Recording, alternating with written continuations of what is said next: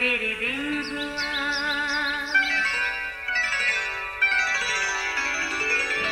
नया फिर दिन हुआ, पुरानी रात का करे सो शुक्र हम खुदा की जात का, खुदा की जात का नया फिर दिन हुआ।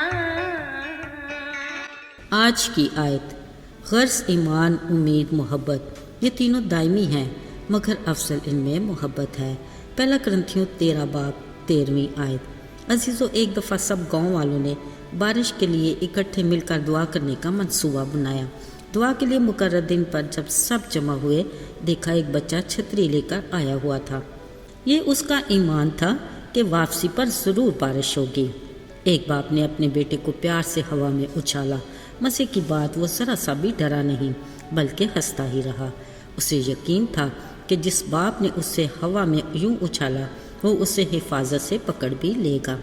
यूं ही हर रात जब हम अपने बिस्तर पर सोने जाते हैं, सुबह वक्त पर बेदार होने के लिए अलार्म लगाते हैं, हमें उम्मीद होती है कि सुबह हम ज़रूर ही बेदार होंगे। अजीज़ों, यकीनन हम सब भी खुदा पर ईमान रखते हैं, अपने रोज़मर्रा के काम सर अंजाम देते हैं कि सब अच्छा होगा। इसी तरह हमें यकीन है कि खा कितने भी मुश्किल हालात क्यों न हो, खुदा हमारे साथ है। बिलाशुबा हमारा दम खालिक खुदा के हाथ में है। इसकी डोर अगरचे इस कदर नाजुक है कि एक पल की भी खबर नहीं, फिर भी उम्मीद पर दुनिया कायम है। अजीज़ों, कलाम मुक़द्दस में ईमान और उम्मीद के साथ मोहब्बत को शामिल करके कहा गया है कि ईमान, उम्मीद, मोहब्बत ये तीनों दायमी हैं, मगर अफसल इनमें मोहब्बत है। अगरचे ईमान और उम्मीद खासी अहमियत के हामिल हैं, मगर मोहब्बत को इन दोनों से ज़्यादा अहमियत हासिल है। असल में मोहब्बत का गहरा ताल्लुक खुदा से जुड़ा है और मोहब्बत खुदा का खासा है। इसी मोहब्बत की बदौलत खालिक खुदा से गुनहगार इंसान का रिश्ता फिर से बहाल हुआ।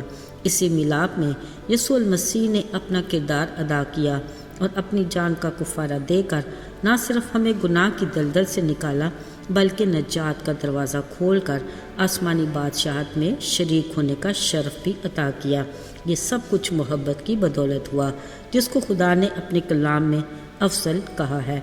बिलाशुबा खालिक खुदा अपनी मखलूक से बेइंतहा प्यार करता है।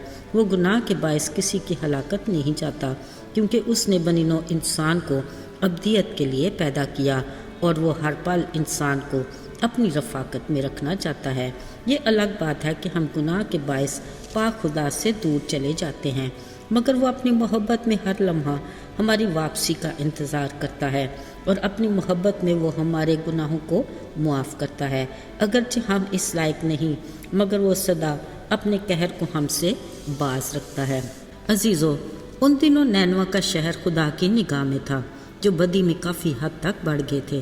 खुदा ने अपने बंदे यूना को वहाँ भेजा कि उन्हें खुदा की मोहब्बत और माफ़ी का प्रचार करे, ताकि वो अपनी बुरी रवश से बाज आकर खुदा की तरफ रजू लाएं।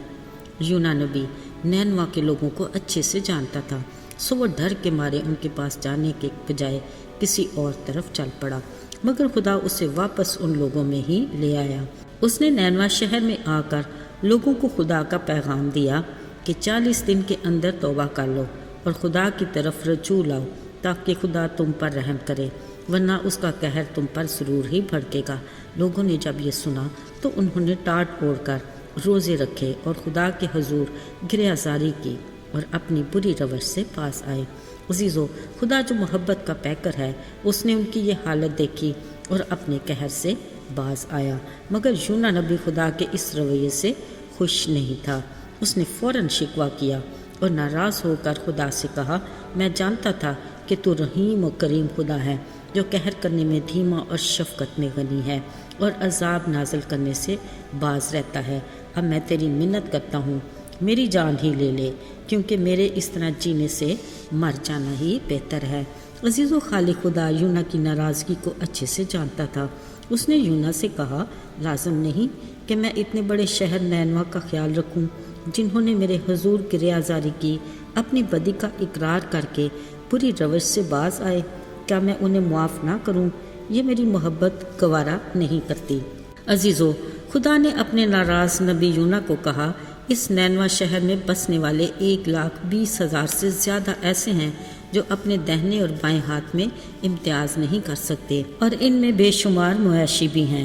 ان سب نے کیا انسان کیا حیوان گریہ زاری نہیں کی؟ سو میں اپنے اس عذاب کو جو میں نازل کرنے کو تھا باز آیا، اور مجھے کرنا بھی یہی تھا۔ عزیزو، یہ ہے خدا کے پیار کی انوکھی مثال۔ وہ ایک شفیق باپ کی طرح معاف کرنے میں سچا اور عادل ہے۔ وہ آج ہمارا بھی منتظر ہے کہ ہم بھی اپنی بری روش سے باز آ کر اس کی طرف رجوع لائیں، تاکہ وہ ہمیں بھی آسمان سے دیکھ کر معاف کرے اور ہمیں پھر سے اپنی رفاقت میں بحال کرے۔ آئیے دعا کریں۔ آئے مہربان رحیم خداوند، تو کس قدر شفیق باپ ہے۔ ہم کئی بار تیری نافرمانی کرتے ہیں، تو بھی تو ہمیں معاف کرتا ہے، ہمیں پھر سے گلے لگاتا ہے اور اپنی رفاقت میں بحال کرتا ہے۔